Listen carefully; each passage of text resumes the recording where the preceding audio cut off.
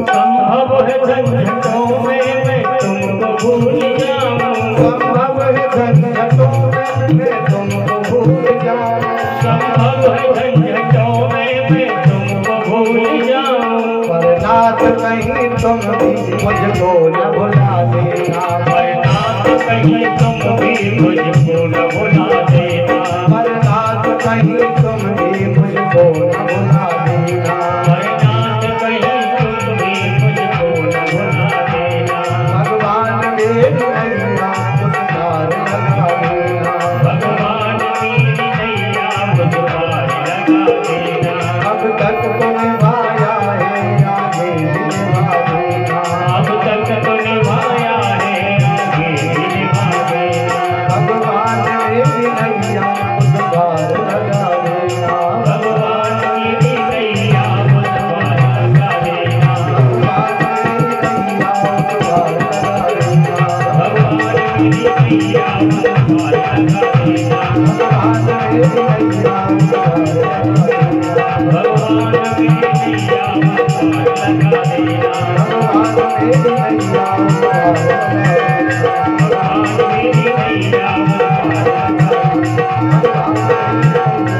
भगवान मेरी नैया मुझ पार लगा देना, भगवान मेरी नैया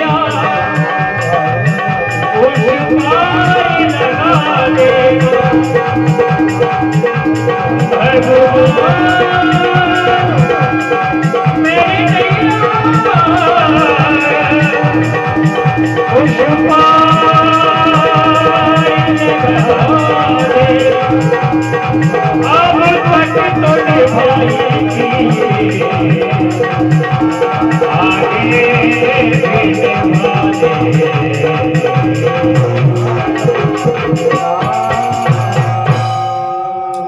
भोलेनाथ कृष्ण भगवान की। जैसे ही कुम्हारन बुढ़िया ने अपने ध्यान को परमात्मा में लगाया, चरणों में ध्यान लगाया, हे परमात्मा ऐसा ना हो कहीं भक्ति ना हार जाए, और अगर भक्ति हार गई तो जितने अहंकारी हैं उनके सामने भक्तों का जीना दूभर हो जाएगा। जैसे ही भैया निवेदन किया और परमात्मा की कृपा से धीरे धीरे वो अग्नि ठंडी होने लगी, धीरे धीरे ठंडी हुई, अग्नि एकदम शांत हो गई। अब बुढ़िया का दिल धड़कने लगा। परमात्मा आपने क्या निर्णय किया? नौकरों को आदेश दे दिया प्रहलाद जी ने कि हवा से घड़े निकालो। भैया घड़े निकलने लगे, और जैसे जैसे घड़े निकले वैसे वैसे बुढ़िया का तो दिल भी धड़कने लगा। अंत तो गत्वा वो घड़ा भी आ गया जिसमें बिल्ली के बच्चे चारों बैठे हुए थे। जैसे ही वो घड़ा उठाया, भैया देख करके आश्चर्यचकित रह गए सब। पूरा आवा पकड़ के तैयार, सारे घड़े पक गए, लेकिन वो घड़ा मेरे परमात्मा ने अपने आवरण से ऐसा ढक दिया कि कच्चा था और कच्चा रह गया। और जैसे ही घड़े को उठा के उल्टा किया, बिल्ली के चारों बच्चों म्याऊं के साथ धरती पर गिरे, और जैसे धरती पर गिरे प्रहलाद जी उठ करके सीधे बुढ़िया के चरणों में लेट गए। बोलिए सद्गुरुदेव भगवान की। और जैसे ही चरणों में लेटे, अब तो प्रहलाद जी के नेत्रों से अवरल धारा चली, आंखों से आंसू टपकने लगे। चरणों को छोड़े ना। कुम्हारन ने कहा कि बेटा प्रहलाद उठो, चरण नहीं छोड़ रहे। माँ, आज तू मेरे जीवन की सद्गुरुदेव बन गई, आज तूने सच्चा रास्ता दिखाया। मैं तो सत्यता ये अपने पिता को परमात्मा मानता था, अरे तुच्छ है। परमात्मा वो परमात्मा है जिसने आज ये चमत्कार कर दिया कि वो चाहे तो जीवन मिलेगा और वो चाहे तो मिलने वाला नहीं है। इस सत्ता के पत्ता पत्ता पर उस परब्रह्म परमात्मा का अधिकार है, उनके आदेश के बिना एक पत्ता नहीं हो सकता दादा। ये तो बहुत बड़ी बात थी। आज प्रहलाद जी ने चरणों को पकड़ लिया कि आज जीवन में सद्गुरुदेव मिले हैं, और यहीं से प्रहलाद की दिशा और दशा का परिवर्तन हुआ। अब बने वो भक्त। अभी तक तो राजा के बेटा थे, सच्चे भक्त थे ही नहीं, आज सच्चे भक्त मिले हैं। और जब सच्चे भक्त बन गए बुढ़िया को नमस्कार किया कि गुरु माता जी अब आदेश मिले, मैं अब अपने भवन की ओर जाना चाहता हूँ। आशीर्वाद दे दिया बेटा के आनंद करो। अब प्रहलाद जी अपने पिता के घर की ओर चले, महल की ओर। और जैसे ही महल की ओर चले भैया तो उनके मुख में एक ही नाम था कि श्रीमन नारायण नारायण नारायण।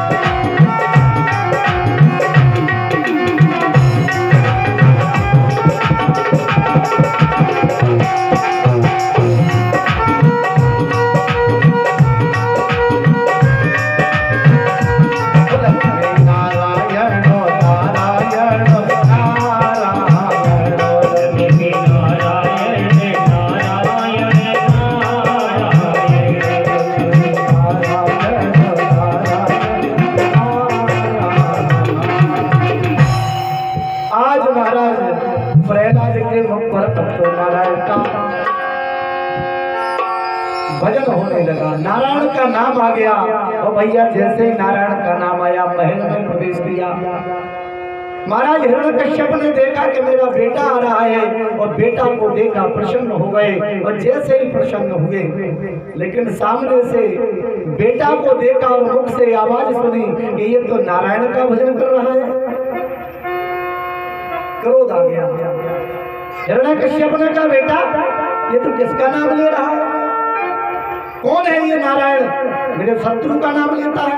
अरे मैं जगदीश हूँ, तुझे जगदीश का नाम लेना चाहिए, नारायण का नहीं। ये नारायण कौन है? मेरे शत्रु का नाम लेता है। प्रहलाद जी ने हाथ जोड़े के पिताजी ये नारायण साधारण नहीं है, ये संसार के कण कण में विराजमान है, वो नारायण है, मैं उनका नाम ले रहा हूँ।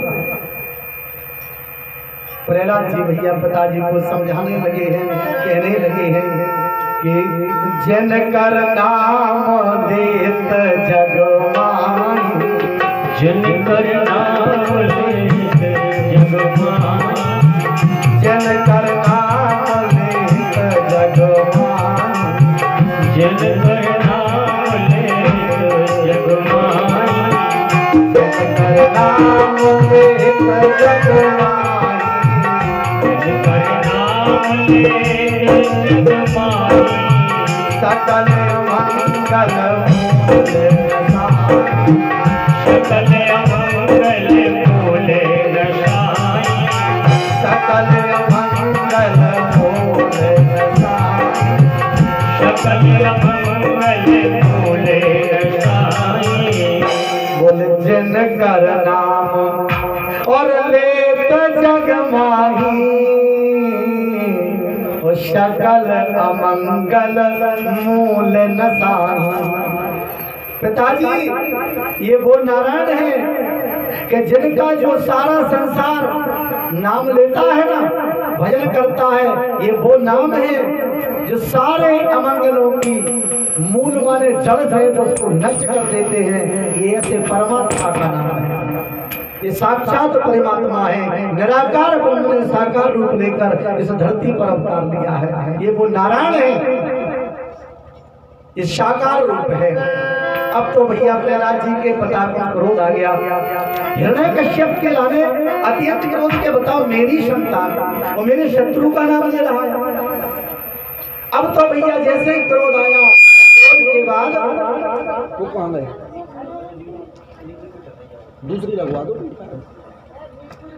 भैया। जैसे ही इनके लाने क्रोध आ गया, अब तो अपने गुरु पुत्र के लाने बुलाया है और गुरु पुत्र के लाने बुला करके कहा कि तुम एक काम करो। बोले क्या? ये हमारे पुत्र के लाने ले जाओ और इसके लाने तुम शिक्षा दो। जो हमारी पद्धति है दैत्य शिक्षा, दैत्य पद्धति का ज्ञान, ये हमारा बालक भटक चुका है। भैया गुरु पुत्र के लाने बुलाया और जैसे ही गुरु पुत्र आ गए, साथ में लेकर के चले गए। गुरु पुत्र चले गए। अच्छा, और अब ले जा करके छात्रावास जो था बच्चों का, उसमें पढ़ाने लगे, दैत्य शिक्षा देने लगे। लेकिन प्रहलाद जी तो प्रहलाद जी हैं, इन पर दैत्य शिक्षा का कोई असर नहीं पड़ा, क्योंकि सदगुरु इनको ऐसे बन चुके थे। सदगुरु और जीवन में गुरु बहुत महत्वपूर्ण है। देखो मैंने कल भी बताया तो आज फिर कहता हूँ कि जीवन में गुरु बहुत महत्वपूर्ण है।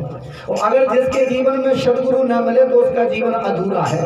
ज्ञान का जो प्रकाश होना चाहिए वो ज्ञान अंदर रहता है, अंधकार में दबाव होता है। अच्छा, लेकिन समस्या ये भी है कि गुरु शिष्य के विचार दोनों के बदल चुके हैं कलयुग में। गुरु चाहते हैं कि शिष्य को लूट लो, लूटना, और ऐसा भी नहीं है। शिष्य भी चाहते हैं कि गुरु को एक दूसरे को लूट के। एक बार हमारे एक ठाकुर साहब हैं तीनपुरी के, पिताजी पधारे। सो पिताजी पधारे तो उनने विचार किया कि अब इलाहाबाद जाना है। अब रास्ता तो हमने देखा नहीं है, और ऐसा ना हो कि पंडित वहाँ के जो पंडा लोग हैं वो परेशान करें। तो बोले एक काम करते हैं, बोले अपने गुरु जी को ले जाते हैं। दो फायदा, एक तो गुरुजी साथ में गए हैं सो रास्ता का पता है, सारी जानकारी गुरुदेव को। और दूसरी बात ये कि कहते हैं कि गुरु को साथ में ले जाओ तो पुण्य भी डबल मिलता है, तो पुण्य भी मिलेगा, गुरु भी साथ में, रास्ता भी मिल जाएगा। तो गुरुजी से कहा कि महाराज आपको चलना है। बोले ठीक चलो। इलाहाबाद में जाकर के पहुंचे तो भैया अस्थियां विसर्जन करी, और अस्थियां विसर्जन करके अब सोचा। पंडित जी ने हाथ डाले कि जेब में कहीं चंदन अंदन हो, तो चंदन नहीं था। राजा से कहा कि राजा ने गलती हो गई। बोले क्या? बोले हम चंदन नहीं लाए। और बताओ ऐसे तीर्थ में खड़े जहाँ पे संगम है, तीन तीन पवित्र नदियों का जल है, हम तुम्हें तिलक लगाते, आशीर्वाद देते, तुम कुछ दक्षिणा वगैरह भी नहीं देते, लेकिन चंदन भूल गए। तो ठाकुर साहब ने अंदर से मन में बड़ी ठंडी सांस ली कि चलो ठीक है, पिंड छूटे। बोले महाराज अब ऊपरी बनावट में बोले महाराज आपने बड़ी गलती कर दी। अरे ये बात सही है कि चंदन वगैरह लाते तो वास्तव में तिलक लगाते, हम आपको कुछ बनता सुनते, लेकिन अब आपकी गलती हुई तो हम क्या करें। लेकिन पंडित जी मानने वाले नहीं थे। वहाँ बालू पड़ी थी, उस बालू को उठाया। बोले राजा चंदन इसी का बन रहा है, सो गंगा जी की रेणुका चंदन समान माने।